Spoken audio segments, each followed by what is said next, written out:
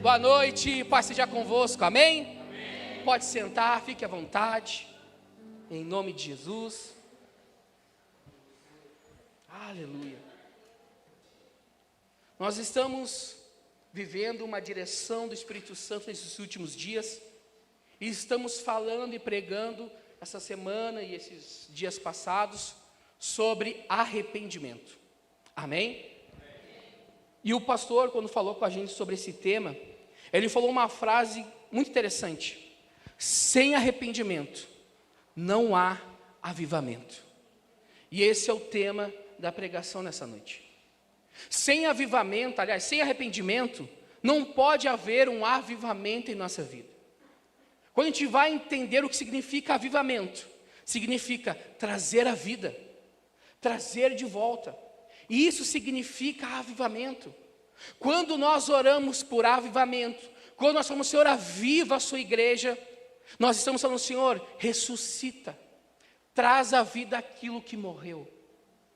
E infelizmente, se nós analisarmos a história da igreja nos últimos anos, nós temos visto uma igreja que tem morrido cada dia mais. A gente tem visto uma igreja que parece que estão se perdendo, pessoas estão desanimando, pessoas estão perdendo foco, pessoas estão morrendo de maneira espiritual. Mas há uma promessa que haverá um grande avivamento. Em outras palavras, igrejas vão voltar, cristãos voltando para o Senhor. Pessoas com seu coração totalmente voltado para Ele. Então é isso, é essa promessa que nós cremos, de um avivamento acontecendo em todas as igrejas, pessoas voltando para o Senhor, tendo vida novamente, e é isso que nós oramos para que isso aconteça. Mas só pode acontecer, primeiro, se haver um arrependimento. Sem um arrependimento, não pode haver avivamento. E eu pensando no que falar nessa noite, no que dizer nessa noite, o Senhor colocou no meu coração uma das igrejas de Apocalipse, que estavam vivendo por isso, uma igreja que estava morrendo, uma igreja que só tinha nome de viva, mas que estava morta, e o Senhor chama ela para um avivamento. Então abra sua Bíblia comigo em Apocalipse, capítulo 3, Apocalipse capítulo 3. Nós vamos falar sobre a igreja de Sardes. Esse é facinho de achar. O último livro da Bíblia, se não achar Apocalipse, é coisa feia. Uma escola bíblica. Né? Amém? Acharam? Então vamos lá. Diz assim: escreva essa carta ao anjo da igreja de Sardes. Esta é a mensagem daquele que tem os 7 Espíritos de Deus e as 7 estrelas. Sei de tudo o que você faz. Você tem fama de estar vivo, mas está morto. Desperte, fortaleça o pouco que resta, pois até mesmo isso está quase morto. Veja que as suas ações não atendem aos requisitos do meu Deus. Lembre-se do que ouviu e o que acreditou no princípio. Agarre-se a isso com firmeza. Arrependa-se. Se não despertar, virei subitamente até você, como um ladrão. Há alguns em Sardes, no entanto, que não mancharam suas roupas com mal. Eles andarão comigo vestidos de branco, pois são dignos. O vitorioso será vestido de branco. Jamais apagarei o seu nome no livro da vida e confirmarei diante de meu Pai e de seus anjos que ele me pertence. Quem tem ouvidos para ouvir, ouça o que o Espírito diz à igreja. Então, o João estava em Patmos, recebe essa visão e ele começa a escrever essa carta para essa igreja de Sardes. E ali, escrevendo aquela carta, ele começa dizendo, apresentando o Senhor Jesus como aquele que tem os 7 Espíritos de Deus. Então aqui nós temos a manifestação do Espírito Santo na vida da igreja. O Senhor Jesus, ele começa apresentando com o Espírito Santo. Por quê? Porque só quem pode dar a vida é o Espírito Santo. Então, a carta já começa trazendo a solução do problema, que é o Espírito Santo.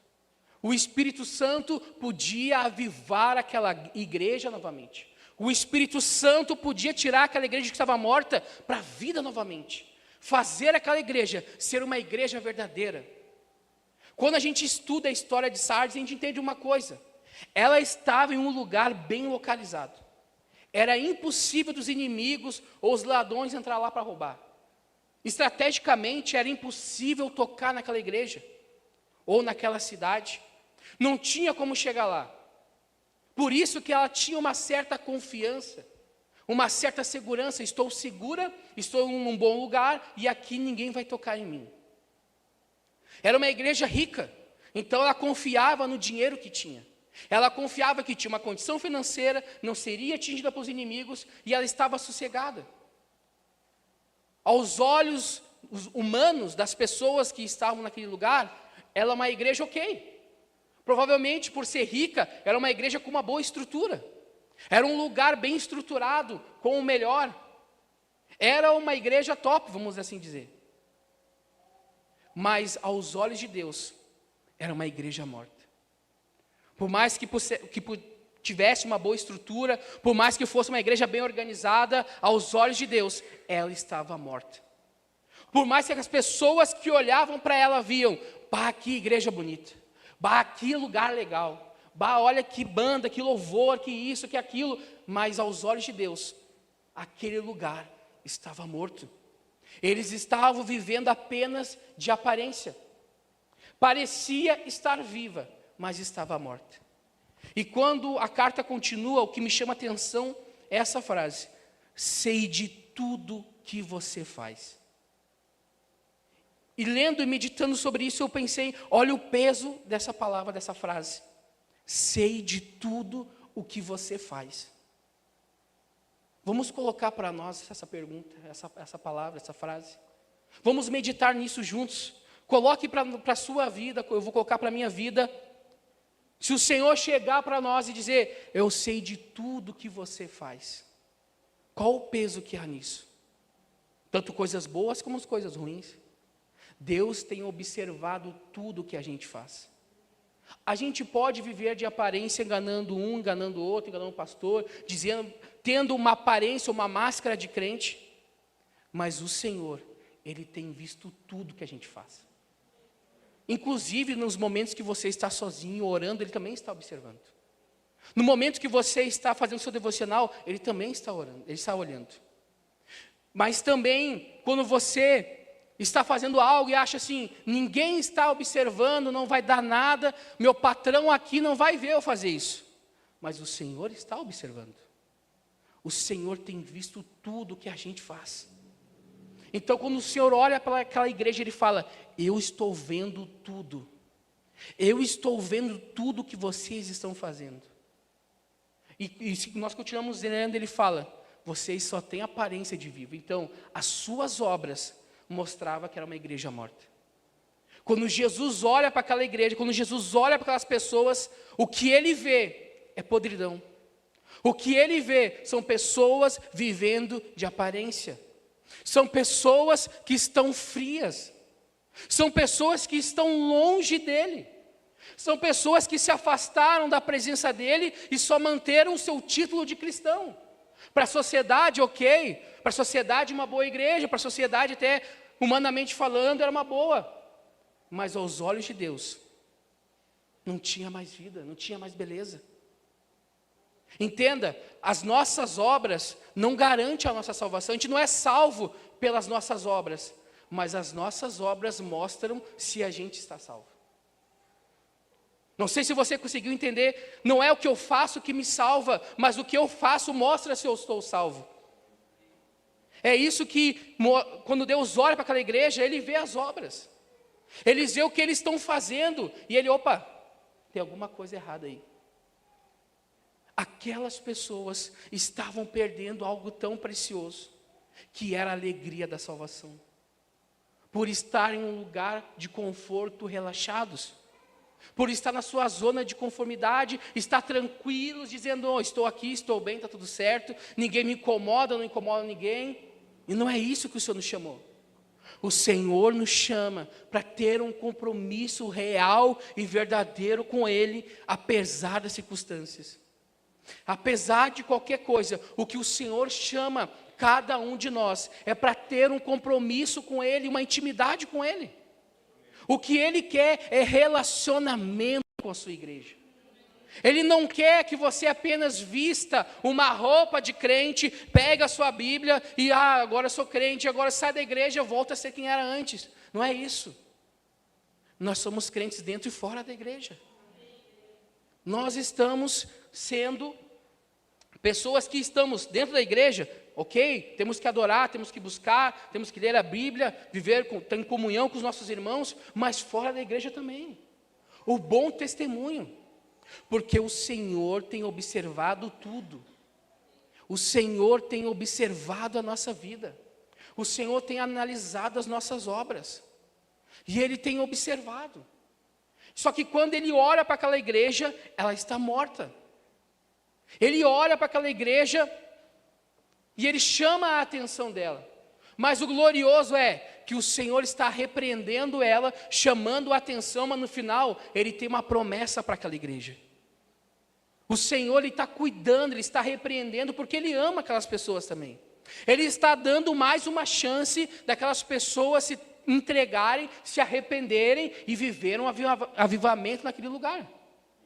Então, se nós continuamos lendo, ele diz: você tem fama de vivo, mas está morto, porque ele olhou as obras. Aí ele fala: desperte, fortaleça o pouco que resta, pois até mesmo isso está quase morto. Então ele fala: desperta, desperta, porque ainda tem uma coisinha aí, tem uma chama aí, tem algo que ainda não se apagou, está quase, está indo, mas desperta. E o Senhor tem falado para cada um de nós: opa, chegou o momento da gente despertar, abrir os nossos olhos. O Senhor está voltando para buscar a sua igreja. Nós não temos uma data, uma previsão, não temos. Mas temos indícios, há sinais, e a sua volta está próxima.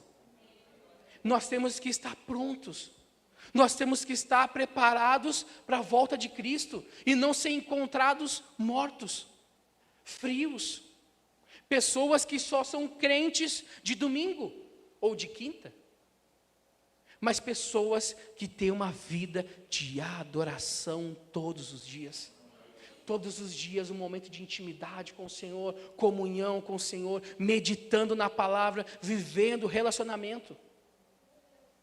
Tem dias que é difícil? Tem dias que é difícil, é claro.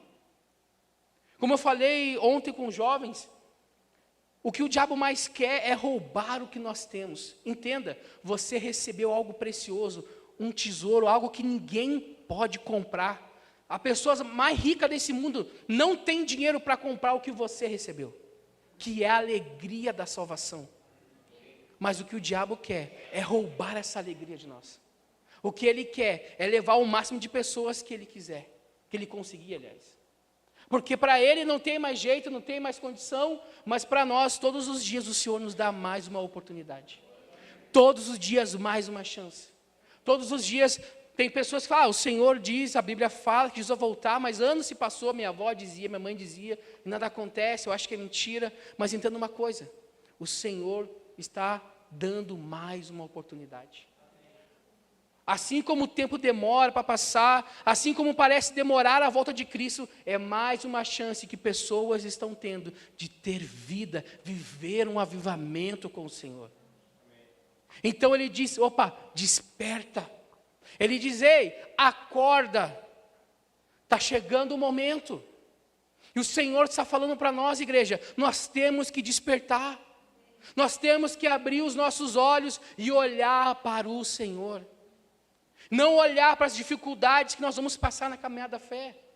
Vai ter dias difíceis, dias de luta. Vai ter dias que vai ser difícil abrir a Bíblia para ler. Vai ser dia difícil, dia às vezes, para abrir um jejum, de fazer uma oração. Quando você perceber, já passou o dia e você não orou, não jejuou. Mas todo dia você tem a oportunidade de falar: Senhor, olha, eu estou aqui orando, eu te peço, me ajuda, me fortalece. Senhor, olha, me ajuda a me dar mais força, me ajuda a vencer o meu eu, me ajuda a vencer minhas vontades. E você tem que lutar contra a sua vontade todos os dias. Negar a si mesmo, tomar a sua cruz e carregar e seguir a Cristo. Todos nós temos que negar a nossa vontade e carregar a nossa cruz. Se a gente for fazer a nossa vontade, sempre, se a gente vai sempre estar disponível para a nossa vontade, a gente vai se afastar do Senhor. A gente vai estar caminhando longe do Senhor. Se a gente vai confiar no nosso entendimento, na força do nosso braço, a gente vai estar longe do Senhor. Mas no momento que nós nos colocamos à disposição dEle e falamos, Senhor, guia a minha vida. Senhor, me leva para onde o Senhor quiser. Senhor, qual que é a tua direção para a minha vida? Pai, o que o Senhor quer de mim? O que o Senhor quer que eu faça? Senhor, eu tenho que orar mais, tenho que jejuar mais, eu tenho que fazer o que? Me mostra. Está com o ouvido sensível à voz de Deus. Só não consegue ouvir a voz de Deus quem está morto. Só não consegue ouvir ao Senhor quem está morto. Mas o Senhor sempre dá um jeito. Aquela igreja estava morta. Então Deus vai e manda uma carta para despertar aquela igreja. E nessa noite o Senhor está despertando cada um de nós para viver esse avivamento de verdade, para queimar de amor pelo Senhor todos os dias. É isso que eles têm chamado a gente, para viver um avivamento. E ele diz ali, vejo que as suas ações não atendem aos requisitos do meu Deus. Ele olha e diz, essas obras que vocês estão fazendo, não atendem àquilo que o Senhor quer. Olha, o que você está fazendo não condiz com o que você crê. Ele chama a atenção, o que vocês estão fazendo estão totalmente ao contrário. O Senhor está pedindo alguma coisa, o Senhor está dando uma direção e vocês estão fazendo totalmente ao contrário. O Senhor está chamando para vocês, para orarem, para despertar e vocês continuam dormindo. Então, quando João manda aquela carta, ele fala, vocês estão no caminho errado. Vocês estão caminhando no lugar errado. Vocês estão seguindo um caminho que não é o caminho de avivamento, que não é um caminho de vida. Vocês estão tendo obras de pessoas que não conhecem a Deus. Quando a gente lê no livro de Gálatas, e ali quando tem um fruto do Espírito Santo, antes dos frutos do Espírito, há os frutos da carne. Então a pessoa só pode dar 2 tipos de fruto, ou do Espírito ou da carne. Se nós dizemos que somos crentes, que estamos na presença de Deus, que somos cheios do Espírito Santo, e os nossos frutos são da carne, tem alguma coisa errada. Tem alguma coisa que não está certo. Porque quem tem o Espírito Santo, dá fruto do Espírito Santo. Às vezes tem que buscar um pouquinho mais num fruto ou no outro, mas o fruto está disponível. O fruto do Espírito Santo está ali. Se você tem o Espírito Santo, você precisa dar esses frutos. Fruto de fidelidade, fruto de amor, enfim, o fruto do Espírito Santo. Agora, se você analisa a sua vida e o fruto que você está dando é um fruto da carne, então isso está te afastando do Senhor. Se as tuas vontades estão prevalecendo, que o fruto que você está dando não é um fruto bom, chegou a hora de você transformar isso. Mudar essa obra, mudar esse fruto. Pedir pelo Espírito Santo, falar, Pai, a partir de hoje eu quero ter frutos do Senhor. Eu quero produzir frutos do Espírito. Eu quero ser uma pessoa cheia do Espírito Santo. Eu quero fluir no Senhor e viver esse avivamento. É isso que o Senhor está chamando. Quando Ele olha para aquela igreja, Ele olha os frutos daquelas pessoas, são frutos de morte. Não é frutos que levam para a vida. São frutos que estão acabando com aquele lugar. Aquela igreja estava morta. Só tinha fama. Não podemos chegar ao ponto de só ter fama. De as pessoas falarem assim, aquele lá vai na igreja. Mas sabe por que viram a gente aqui? Não porque, não, cara, tu tem uma coisa diferente. Não sei, mas quando eu estou contigo, eu sinto algo diferente. Eu vejo que está sempre feliz. Eu vejo que você tem algo totalmente diferente. Esse algo é o Espírito Santo. Só que tem gente que às vezes se você falar assim, olha, eu sou da igreja. Tu é da igreja? Não pode. O quê? Tu é crente? Misericórdia. Me diz a igreja que eu não vou. É uma brincadeira. Mas a gente tem que produzir frutos do Espírito Santo. As pessoas, a gente não precisa dizer, olha, eu sou crente, aleluia, não. Mas os nossos frutos têm que mostrar isso. Se a gente é uma igreja viva, o nosso fruto mostra. O nosso fruto mostra que nós somos de Deus. Nós não precisamos dizer nada. Às vezes você vai ganhar uma pessoa que você não precisa nem dizer sobre Jesus para ela. Ela vai olhar para você, vai ver o fruto do Espírito e vai dizer, opa, quero conversar contigo porque eu vi que tem algo diferente. E ali você vai ter a oportunidade de falar de Jesus. É isso que o Senhor quer, frutos do Espírito. Para que a gente possa ser essa igreja viva, essa igreja que vive o avivamento. Sabe, às vezes a gente ora para o avivamento, mas o avivamento depende de nós.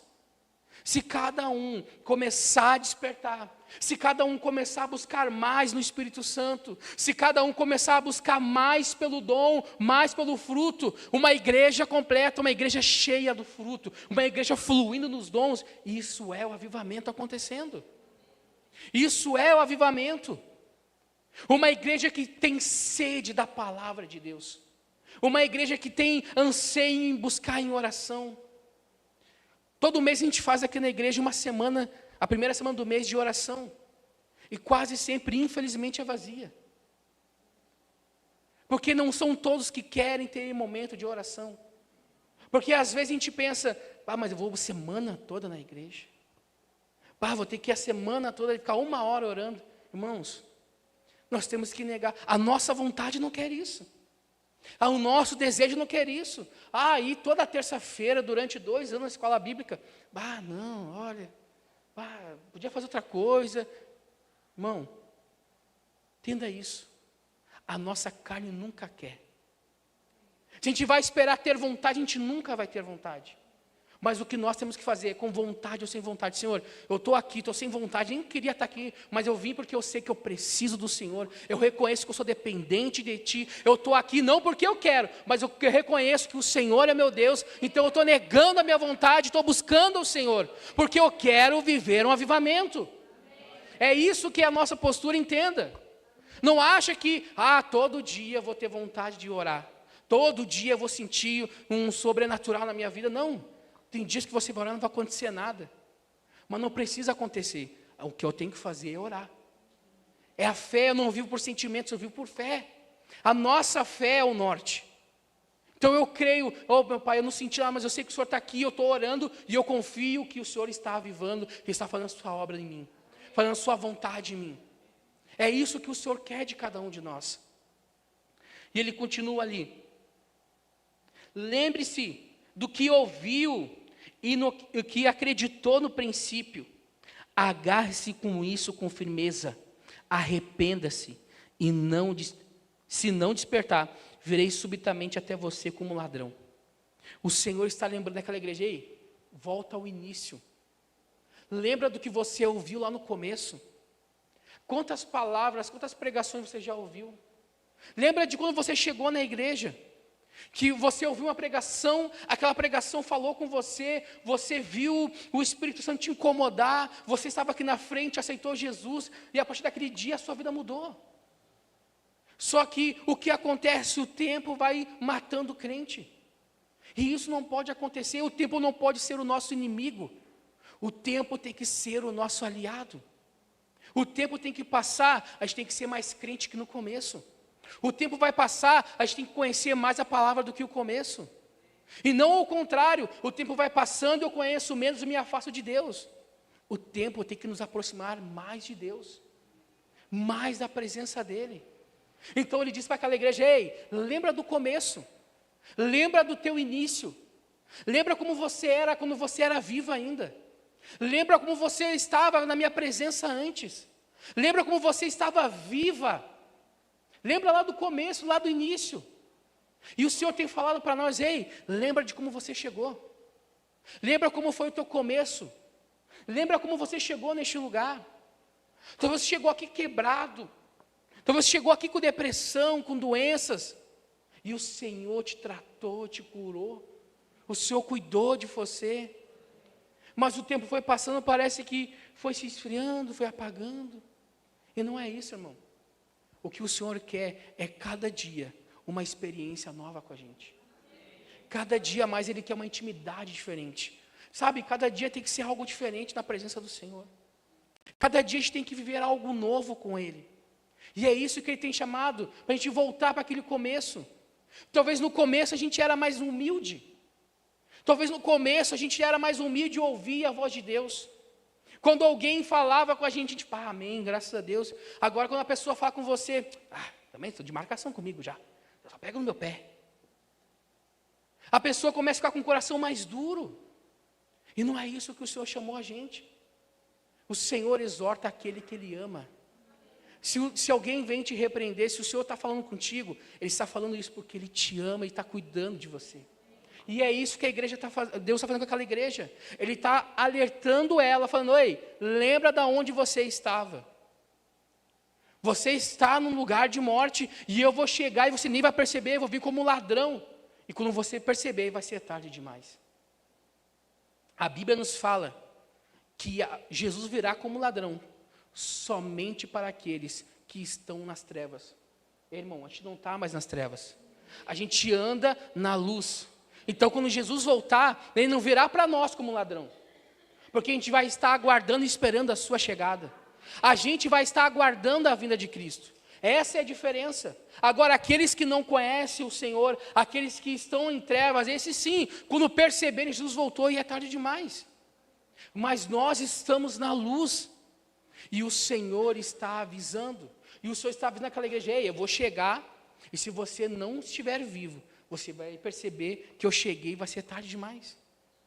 Foi exatamente o que aconteceu na época de Noé. O povo não achava que ia vir a chuva, não achava que ia acontecer, mas Noé está doido da cabeça.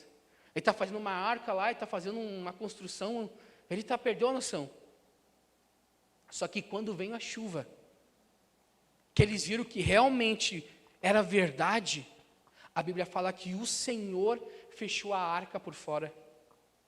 Ele selou a arca por fora, dizendo, ei, agora acabou.